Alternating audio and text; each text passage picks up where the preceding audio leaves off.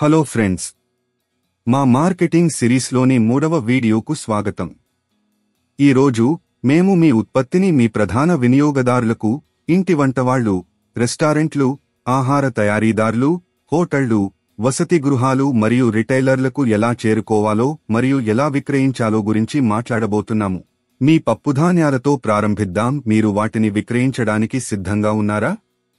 మొదట వాటిని చిన్న స్థానిక దుకాణాలలో లేదా స్థానిక టోకు వ్యాపారులకు అందించడం ద్వారా ప్రారంభించండి. గొప్ప మంచి నాణ్యత, ఫినిషింగ్ మరియు ప్యాకింగ్ గురించి ఉత్సాహంగా ఉండటానికి వినియోగదారులకు ఉచిత నమూనాలను ఇవ్వండి. మీ ధరలు మరియు ప్యాకేజింగ్ వారికి నచ్చేలా చూసుకోండి.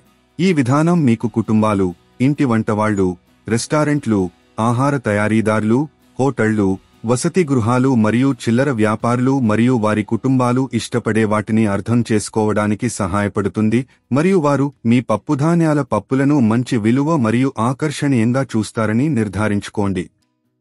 ఇది మీకు క్రమబద్ధమైన కస్టమర్ బేస్ను నిర్మించడానికి, ఫీడ్బ్యాక్ ఆధారంగా మీ పప్పుధాన్యాలను మెరుగుపరచడానికి మరియు మెరుగుదల కోసం మీ బలాలు మరియు ప్రాంతాలను కనుగొనడానికి కూడా మిమ్మల్ని అనుమతిస్తుంది. డెలివరీ చాలా ముఖ్యంగా మీ పప్పుధాన్యాలను తాజాగా ఉంచడానికి. ఇది వినియోగదారులకు ప్రధాన ఆందోళన. మీ పంపిణీ మార్గాలను తెలివిగా ప్రణాళిక చేసుకోండి.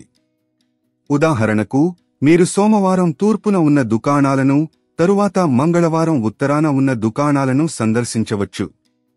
ఇంకా కొత్త బ్రాండ్గా మిమ్మల్ని మీరు గుర్తించుకోవడం చాలా ముఖ్యం. మీరు పప్పుధాన్యాలను మీరే పంపిణీ చేస్తున్నట్లయితే, మీ వాహనాన్ని మీ పల్స్ దాల్ లోగోతో బ్రాండ్ చేయడాన్ని పరిగణించండి. ఇంటి వంటవాళ్లు, రెస్టారెంట్లు, ఆహార తయారీదారులు, హోటళ్లు, వసతి గృహాలు మరియు రిటైలర్ల దృష్టిని ఆకర్షించడానికి ఇది ఒక అద్భుతమైన మార్గం. అంతేకాకుండా మీరు వినియోగదారుల కోసం వేచి ఉండలేరు. మీరు మీ పప్పుధాన్యాలను చురుకుగా ప్రోత్సహించాలి. మీ పోటీదారుల కంటే మీ ఉత్పత్తిని ప్రచారం చేయడానికి, వారిని ప్రోత్సహించడానికి దుకాణదారులకు ఆకర్షణీయమైన బేరాలను అందించండి. మీ ఉత్పత్తిని ప్రజలు నిజంగా ఇష్టపడుతున్నారని మీరు గమనించినప్పుడు పెద్దదిగా ఆలోచించాల్సిన సమయం ఇది. మీ పప్పుధాన్యాలను పెద్ద దుకాణాలకు పంపిణీ చేయగల టోకు పంపిణీదారులతో భాగస్వామ్యం చేయడం ద్వారా పెద్ద ప్రాంతాలలో విక్రయించాలని లక్ష్యంగా పెట్టుకోండి. కానీ దశలవారీగా ఈ విధానాన్ని అనుసరించండి. మరింత విస్తరించడానికి ప్రయత్నించే ముందు మీరు స్థానికంగా విజయవంతమయ్యారని నిర్ధారించుకోండి. గుర్తుంచుకోండి, టోకు వ్యాపారులు మరియు పంపిణీదారులు పెద్ద వాల్యూమ్లను నిర్వహిస్తారు మరియు మీ ఉత్పత్తి మరియు ప్రక్రియలు స్థిరంగా ఉన్నప్పుడు మాత్రమే మీరు ఈ వాల్యూమ్లను సరఫరా చేయవచ్చు. కాబట్టి ప్రాంతీయ టోకు వ్యాపారులు మరియు పంపిణీదారులను చేరుకునే ముందు స్థానికంగా మిమ్మల్ని మీరు స్థాపించుకోవడానికి మీ సమయాన్ని వెచ్చించండి. ఇన్స్టాగ్రామ్, ఫేస్బుక్ మరియు యూట్యూబ్ వంటి సోషల్ మీడియా ప్లాట్ఫామ్లలో మీ పప్పుధాన్యాలను ప్రదర్శించడం మర్చిపోవద్దు.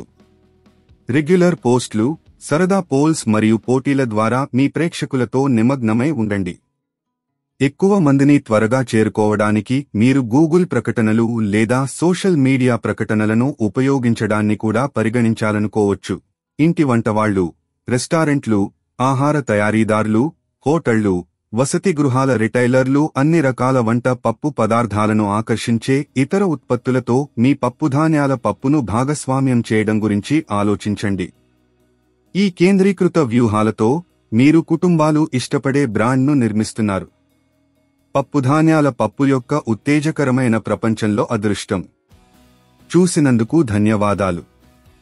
మరిన్ని వీడియోల కోసం వ్యాపార్ కోచ్ ఛానల్కు సబ్స్క్రైబ్ చేయండి.